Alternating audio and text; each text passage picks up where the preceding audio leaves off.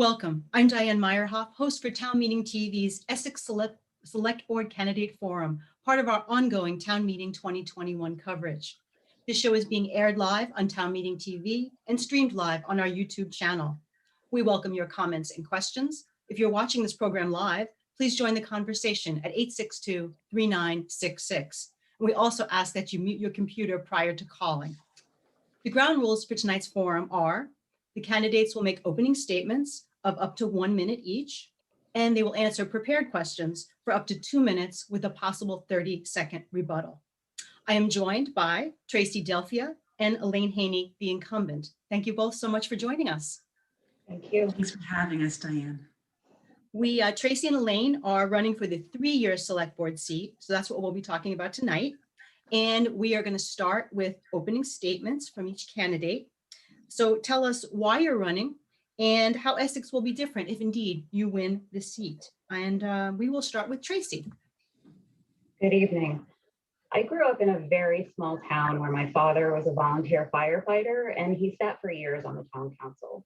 I've always believed in service above self, and I walk the walk. In that respect, I'm always giving of myself for the benefit of others. I'm a nationally certified public sector manager and will not only bring those skills, but my experience in process improvement, leveraging efficiencies in state government and municipal government, relying on data to make decisions. I'm an advocate for increasing transparency by expanding public involvement in our community. When I interviewed for appointment to the Select Board in June of 2020, after Annie Cooper's resignation, I stated that I was already planning on running this March, and I strive to fulfill the promises I make. So this is an example of that. Great, thank you very much. Elaine, your opening statement. Thanks, Diane, and thank you, Town Meeting Television, for hosting us. So I am running for re-election to the Select Board because Essex has so much good stuff happening, and some of which I helped start, and I want to see it through and I want to see it grow. Some of the things I'm thinking about are the continuation of our conversations in the community about racial equity and inclusion, as well as the start of our Housing Commission and helping that get off the ground and continue their work, and revitalizing the Economic Development Commission and including business support for all of the businesses in the entire town. I'm really eager to work on those initiatives. And of course, depending upon the outcome of the vote in March, if merger passes or if merger fails, there is still a lot of work to be done on taxation and representation. And if merger passes, it's going to be a very complicated process. And that's, having been there at the present to start the process, I'm really looking forward to seeing it through. Great, thank you both very much, appreciate it. So we're going to go on to the prepared questions and talk about ballot items. So of course, the big question, right, that you've already alluded to is the merger of Essex Junction and Town of Essex. And over the years, certainly in the forums that I've done, we've talked a lot about the work that's already been done to consolidate the communities. Talk us through your position on the merger, what you encourage voters to do on town meeting day. And we'll start with Elaine, and that's 2 minutes. So you're right, Diane. Consolidation over the last several years has saved Essex taxpayers a lot of money. We estimate it's around $3.4 million over the last several years. And we've also done that with no decline in the quality of service. We are still plowing our streets and sidewalks. We are still delivering high quality childcare. Our libraries are open, except for COVID. And we are doing everything that our residents expect and want from us. And I expect that to continue if merger passes. One of the goals of merger is to maintain the high quality of our services. And I support it because I also want Essex to be prepared for the future. 25 years from now, 50 years from now, we need to take steps today in order to be fiscally responsible, increase our efficiencies, and eliminate whatever duplications we can so that we're ready to meet the challenges of the future. Communities in Chittenden County are talking now about regional partnerships that will take the entire county into the future. And so Essex needs to do the same thing in order to be able to maximize the value of our taxpayer dollars, to maximize our purchasing power as two entities joined into one, and to ensure that our taxpayers are paying fairly across all services and that services are delivered equally amongst all residents. So I do support it very much. Great, thank you, Elaine. Tracey, we're talking about the merger. As is everyone. Yeah. I do agree, Diane, there have been great strides to consolidate community service over the years, and I fully support the continuation of that consolidation and streamlining delivery of those services. This better serves the community, the population. The current merger plan doesn't have any details as far as how those departments will be reorganized and consolidated. And from my experience, a plan that doesn't include all of the details is full of risk. Also absent is planning for how those services will continue to be equitably delivered throughout the period of consolidation. As you know, when you try to consolidate two large departments, you need to do a gap analysis. You need to find out where those gaps are, where the overlap is, as far as public works is concerned, where the route separation will be, what those new routes will be, what staffing levels are for those routes. There's a lot of details. And the current plan simply says that the departments will be reorganized and consolidated, and that's it. I'm not opposed to merger, but I feel that these details need to be part of the plan. I've not advocated for or against merger for a very, very simple reason. The topic will be decided at the same time as I'm hopefully elected. I firmly feel that the person elected needs to have not advocated for one position or the other. We are a community divided by this issue, and advocating for one course of action before the voters get to speak and decide on that final decision, in my mind, only serves to perpetuate the divide. And we really need someone who is impartial, who has not taken a stand, and who has the experience with these large projects to be able to see it through one way or the other. And I'm ready to do that. I have the experience, and I am very willing to hit the ground running. Great, thank you. You both are doing excellent on your timing. I appreciate that. And Elaine, did you want to have a rebuttal? Not a rebuttal, just a clarification. Okay. I just want to point out that the information that Tracey is saying is missing from the charter is actually not stuff that's really supposed to be in the charter. Organizational development and the personnel organization and the way consolidation is supposed to occur is the purview of the town manager. The select board does not have authority over that. And so we know that the town manager will be bringing in experts to assist in organizational reorganization of various departments, particularly the fire department, because we are not experts in fire departments. We are not experts in rec departments. We are going to be using the town manager's expertise and his authority, as well as the expertise of people who understand how these kinds of organizations grow and develop. We will rely on their expertise to do that work and take their recommendations, but that's not something that really belongs in the charter. And Tracey, did you want to respond to that? I do. I fully understand that those details do not belong in the charter. What I would advocate for is that there be a comprehensive, all-encompassing plan that's presented. From speaking with many, many people over the last month, I'm surprised I'm not hoarse yet. People are craving those details. They want to know what these services are going to look like, how they're going to be delivered, how rec programs will be consolidated for their kids. So, you know, yes, I understand that it's not in the charter, but I would like to see, as many people would like to see, a comprehensive, fully thought out plan. The devil is in the details, and it's how it happens. It's important for many people. Elaine, do you want to respond to that? We could stay on the merger. I know this is a big topic, so I don't want to cut this one short. Just to say that, you know, we definitely know that residents are dying for more details. We are at a phase of this process. The charter is needing to be approved by the voters. And then when consolidation if it passes and consolidation is on the table, the community will be at the table to help talk about what they want to see in their rec department and what they want to see in their fire department, with the help of the manager and perhaps some outside expertise to help us make those decisions together. But it's not something we can put in the charter now. Tracy? Just to state again, I'm not advocating it from the charter. I would just like to see a supplement plan in combination with that, so people know exactly what they're voting on, because there is that unknown. Okay, I think we'll wrap that one up for now, but I should let folks know, of course, we'd love you to call in if you're watching the show live at 862-3966, because we just talked about the big questions. So I have this feeling there might be some people out there who want to talk more about it, but we'll move on for now. Let's talk again more about town meeting, and that's this year's town budget.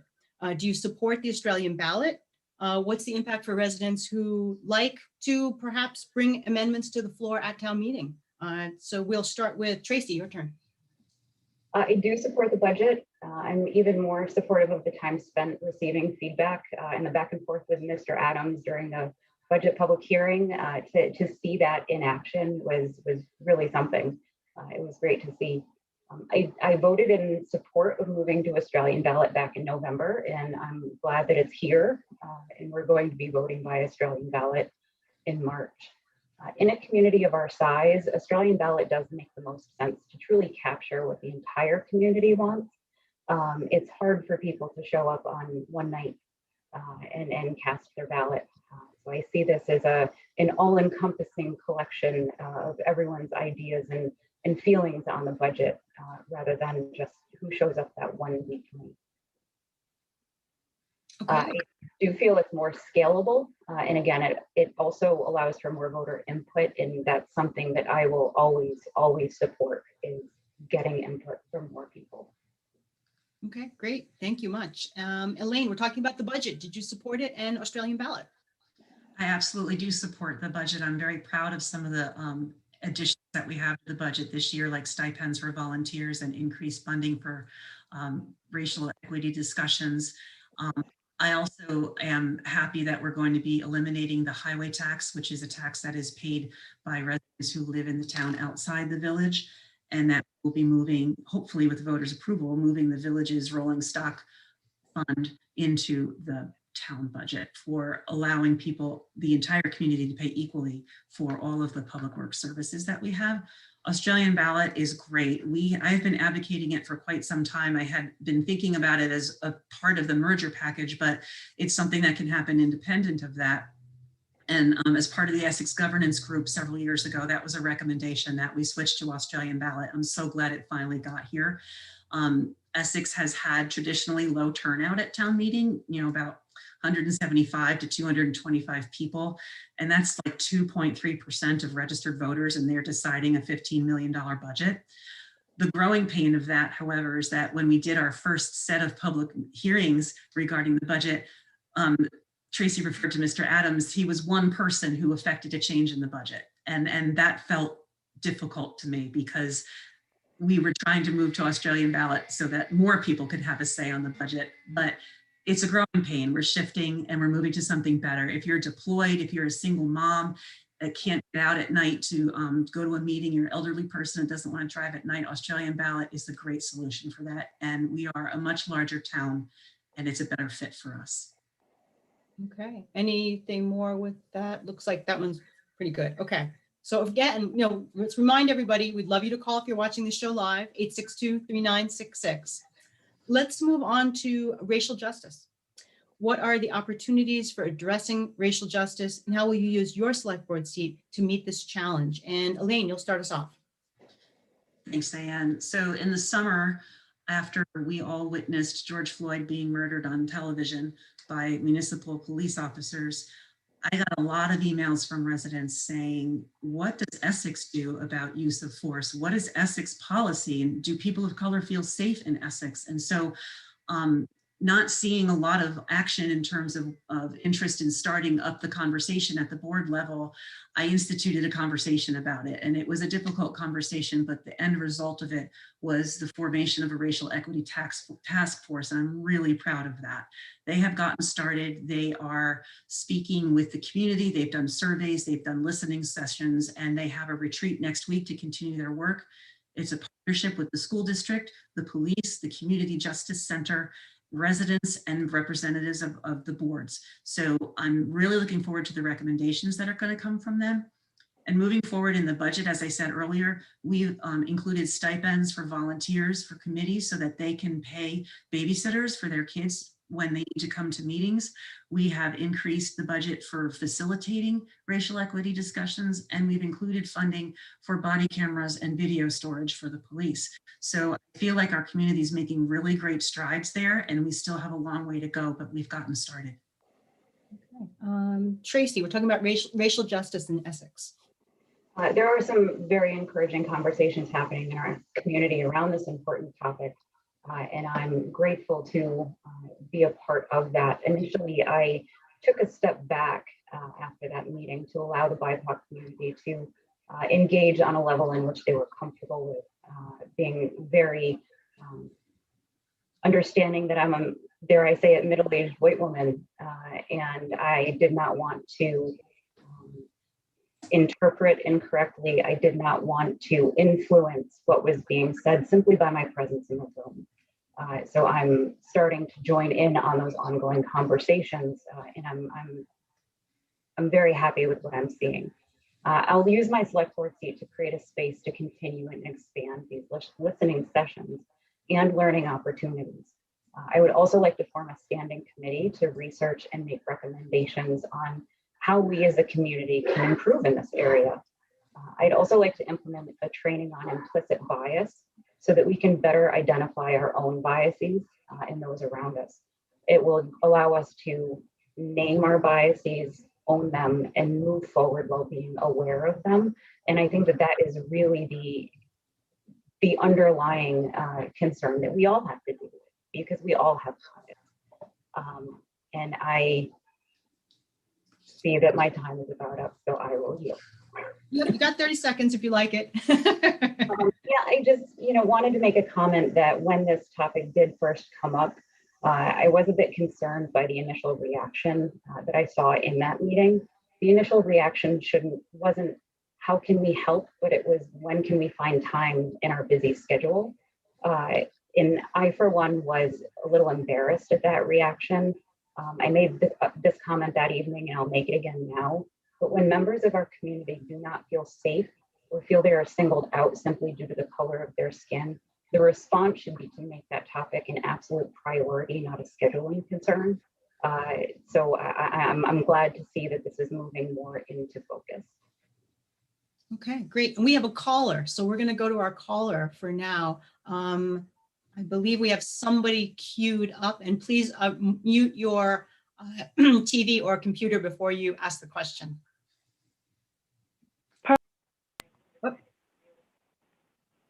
Almost. Pardon me? Yes, there you are. Please let us know your Yes. name. Welcome. Betsy Dunn. Hi, Betsy. Thank you. What is your question? This is to Elaine, and it is, you are saying that we give high quality childcare and want to do it equally. And in previous meetings at the select board, you said that people from the town outside the village, the TOV, would have equal access to the childcare.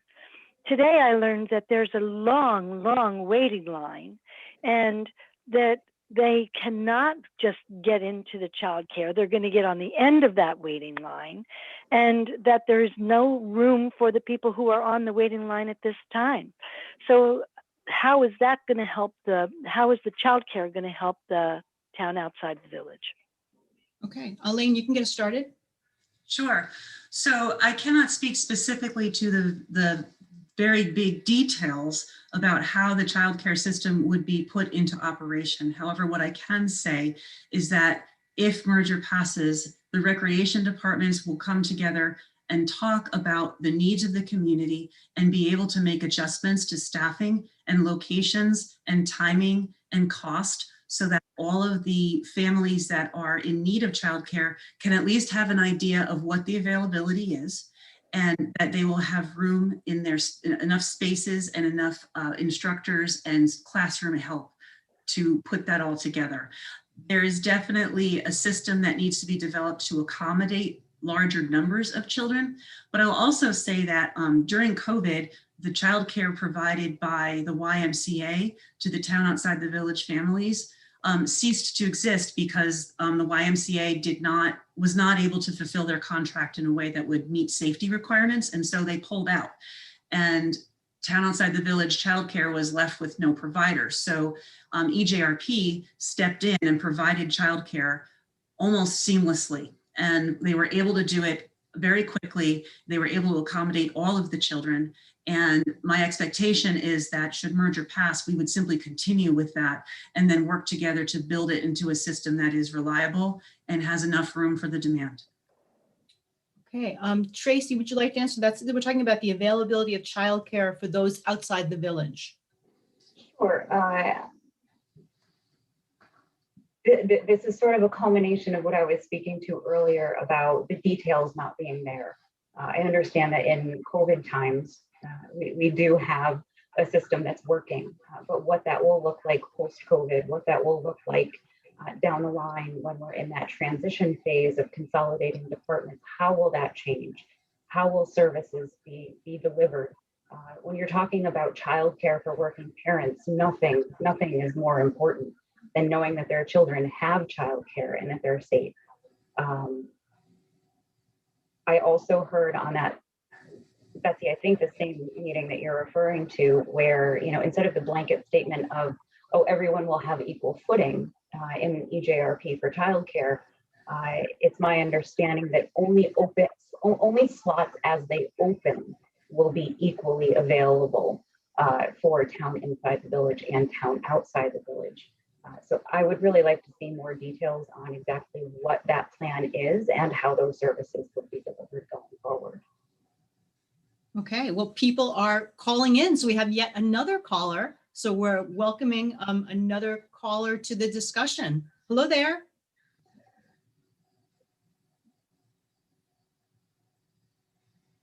Do we have another caller? All right, we'll give it a second. Oh, there we go. Hi there. Who's calling us tonight? Hi. Hi. Sure. Are you ready? Yes, please. Okay. My name is Patty Davis from Essex, town outside the village. And my question is to Tracey, and I'm wondering, since we've lived here just under 5 years, I've noticed that Essex merging of services and all this consolidation happens now without public input. And I want to know how you, Tracey, would change the current setup of the select board that makes these decisions of combining services without voter approval. That's my question. Okay, thanks so much. Thanks so much, Patty. Tracey, please start us off. Patty, thank you for the question. I think it's all about taking a multi-pronged approach. We could have numerous listening sessions on any topic. We could have, it doesn't have to rise to the level of a public hearing is what I'm trying to say. What I would like to do to gain community input and have sort of a level playing field where folks don't feel it necessary to come to an official select board meeting, but have listening sessions. Once or twice a month, go and sit at a coffee shop, host a Zoom meeting or a team meeting, just to sit and listen. And listen to really learn and understand the input and the advice of the people that I would represent. There is also the opportunity to put advisory items on ballots just to gauge input and feedback from the community in an official capacity on items that we're working on and we're thinking on. And I would really, really like to see that. During my time speaking with residents, I have received a lot of feedback that members of the public do not feel as though they don't feel comfortable coming to select board meetings and speaking up and voicing their opinion. They fear reprisal from their neighbors who have a different opinion than them, which is a problem. We need to fix the divisiveness in our own community and allow for that open exchange of ideas and communication in a way that's not threatening, that's not as overwhelming as going to a select board meeting and speaking on the record, but having that capacity to have that bi-directional interface. Great. Okay. Thank you. Tracey, Elaine, we're looking at Patty's question about transparency and public input for the merger. I think it was more about consolidations in general, actually, well, at any rate, I agree with Tracey that having conversations with community members is essential. And until COVID came along, we were all able as board members to be out in our community talking to our residents. And that is something that I've done for a very long time. Having folks attend meetings is important, but you also get a lot of opinion from just being out in the community, using the library, going to the rec department, being out at the high school, picking up your kids. I mean, it's an important thing to be every day in the community, listening and having your ear to the ground. Another important aspect of the consolidations in general and in merger is, one of the goals is to make the service quality maintained throughout, regardless of the changes. And that doesn't necessarily impact residents so much as it impacts our staff. And so the goal is to maintain services, but how are we going to keep them maintained if we're consolidating? And staff members are essential to the conversation. And we talk to them all the time about, well, what would it mean if we did this? What would it mean if we reduced the budget here, or if we moved that over there, or if you started sharing equipment? And in the end, the voters always have the final say, because whatever consolidations we come up with end up in the budget. And when we have, like, for example, I think in 2016, we did the public works budget. We moved the village public works into the town general fund budget. And we had a long conversation at town meeting. We had lots of conversation about it prior to that. And we had Q&A sessions for the public, and then the public voted yes. So when the public votes yes on our budget, that is one way that they are weighing in to say they approve of the changes we're making. Okay, great. Thank you both. And thank you for the callers. We appreciate hearing from the voters of Essex and Essex Junction. We are actually coming to the end of our time. So I'd like to give you each a minute to do a kind of a closing statement, and anything we didn't get a chance to. We didn't cover as much as I'd hoped, but we got the big topics. So let's start, Elaine, with you. Sure. I want to just take a few seconds to address the comment regarding scheduling racial equity conversations.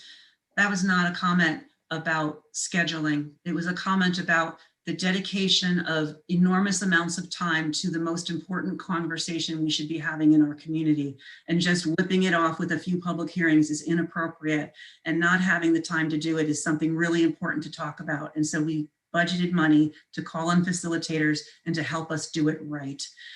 So in general, I'm running to be reelected to the select board so that I can continue the good work that we're doing together. I'm looking forward to working on continued racial equity conversations, continued work of the Housing Commission, continued work of the Essex Economic Development Commission, and building a strong community, regardless of the outcome of our merger vote on March 2nd. And I'm hoping that our community is going to continue to look forward to the future, and we'll all work together on becoming as sustainable as we possibly can, financially and operationally, and to grow forward together as one community. Great. Thank you, Elaine. Tracey, closing statement. Thank you. As I said before, I've been speaking to a lot of people in the last month. There's a general feeling from many people who don't speak up, that don't feel comfortable or even welcome making statements at the select board. Things have gotten pretty divisive and heated lately. This to me is a huge problem that needs immediate intervention. No one should ever feel as though their opinions aren't welcome or taken seriously, and they shouldn't be afraid to speak up. Any candidate's stance on any issue is far outweighed by their level of integrity and character. While I can't tell you how I would vote on any specific topic, I can promise you that I will approach every decision with common sense, logic, an eye on the financial implications, and looking at the data. Every decision we make should stand on the solid foundation of data and community input in open session that backs up that decision. I've spent my entire life serving others in one capacity or the other. I have the skills, experience, and dedication to serve everyone in Essex, and I would very much appreciate your vote. Okay, thank you both so much for joining us tonight. We really appreciate it. And we should tell everyone out there to stay tuned to Town Meeting TV, for more candidate forums. And most importantly, to make sure they vote early ballot or in person on Tuesday, March 2nd, town meeting. And I'm told that the voters in Essex should be getting their ballots by next Tuesday. And if they don't, you should call the town clerk by Friday if you don't get your ballot. So they're all being mailed to every active registered voter. So it's important to let folks know that, but you can always vote on town meeting if you prefer in person, right? And very importantly, Tuesday, March 2nd, we will have Town Meeting TV will have its live results show beginning at 7 o'clock. So we hope everyone will join us. We'll have results early and we'll have them out as quickly as we can. So again, thank you both for joining us and thank you all out there for watching. Good night. Thank you.